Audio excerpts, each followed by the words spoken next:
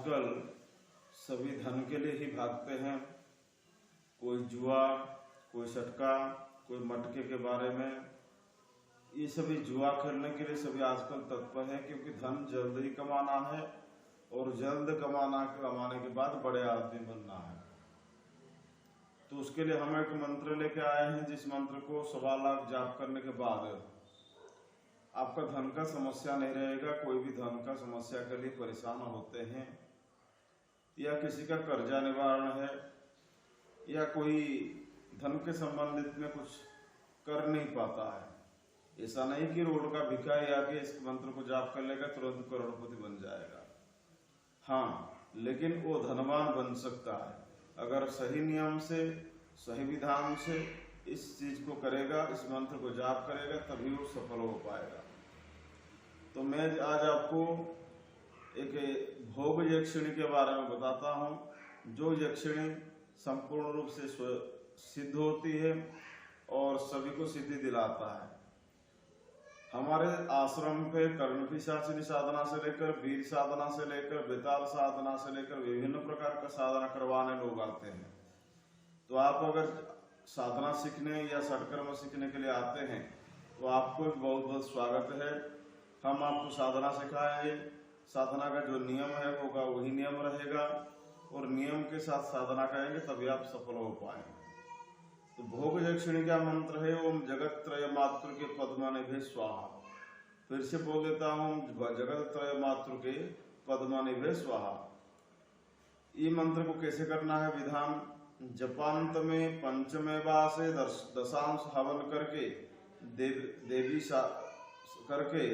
देवी साधक को अभिलिषित अन्न लाकर देती है। यानी कि साधक इस साधना को करने के बाद जो भी अन्न पदार्थ होता है वो साधक को प्रदान करता है। जाप संख्या इसके लिए निर्धारित किया गया है 25,000। तो 25,000 में सिद्धि नहीं होगा, क्योंकि कलौ चतुष्ट सिद्धि प्रदान, कलियुग में 4 गुना सिद्धि प्रदान करना पड़ता है, तभी वो सिद्धि प्राप्त होता है सभी को। ये यक्षिणी का अष्टांग मंत्र है ओम जगत त्रय मातृ के पद्मनिभे स्वाहा। ये मंत्र को आपको बरगद के पीछे नीचे बैठकर अगरबत्ती, गुगुल का धूप और विभिन्न प्रकार का फूल और भोग सामग्री में मछली, मांस, दारू, मुद्रा, मैथुन, ये सभी प्रकार का क्रिया पकड़कर और शमशान में बैठकर न्यासादि कर्म करके और पुतला को प्राण प्रतिष्ठा करके पुत्र को पूजा ही करना है। पूजा करने के बाद आपको देखेंगे कि ये भोग यक्षिणी हमारे ऊपर संतुष्ट हो गई है। पहले तो आपको दर्शन नहीं मिलेगा, कई दिन के बाद मिलेगा, क्योंकि सभी लोग 5 दिन 7 दिन में दर्शन करना चाहते हैं। तो अगर कलियुग का आदमी 5 बार 10 बार दर्शन करने के लिए 5 दिन 10 दिन में दर्शन कर लेगा, तो उस जमाने में जो ऋषि महर्षि थे सालों साल जो जाप कर रहे थे, यानी कि वो पागल ही थे शायद। इसीलिए कम से कम 6 महीने से लेकर 1 साल तक एक शक्ति के पीछे भागने के बाद वो आपको दर्शन देने के लिए आती है, और उतना ही परीक्षा लेती है। परीक्षा लेने के बाद आप अगर परीक्षा में उत्तीर्ण हो जाएंगे तभी वो आपको दर्शन देगा और आपका मनोरथ पूर्ण करेगी। ये मैंने आपको बताया भोग यक्षिणी के बारे में, और बाद में आपको विद्या यक्षिणी और नानाचरणवती पद्मावती यक्षिणी, वश्यकारी यक्षिणी, इसके बारे में बताऊंगा।